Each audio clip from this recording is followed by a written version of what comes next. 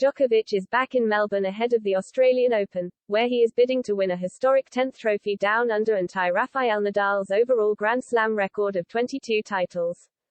The 35-year-old returned to the country after his 3-year ban was lifted, allowing him back following last year's saga which saw him deported after having his visa cancelled twice when he arrived unvaccinated with a medical exemption, having recently recovered from COVID.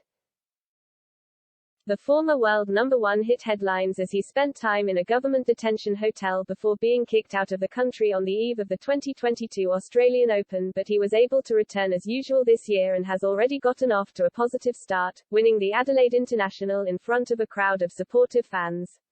He has now given his first Australian TV interview since his ordeal last year and didn't hold back, putting the media on blast for picking on him. Looking back on the situation, Djokovic told 9 News, "It's still unfortunate and it hurts me that most of the people will have a wrong idea about what happened. That's what hurts me the most." The 21-time Grand Slam champion then claimed his personal brand had suffered as a result of the media coverage around the incident, as discussion of his vaccination status continued when it kept him out of Indian Wells, Miami and the US Open, and looks set to prevent him from playing the Sunshine Double again this year.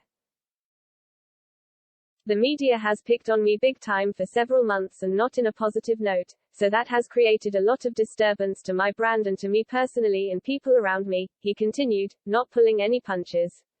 "It is something that you have to accept and deal with at the moment." While Djokovic knew that it didn't have a reflection on his career as a tennis player, the 35-year-old knew that the conversation would take a while to completely die down. He added, "I wouldn't say that it is something that would destroy or eliminate everything that I have achieved on and off the court throughout my career. It was so impactful and it echoed so far around the world that a lot of people will still talk about and remember it for a long time and it is something that is going to follow me for some time."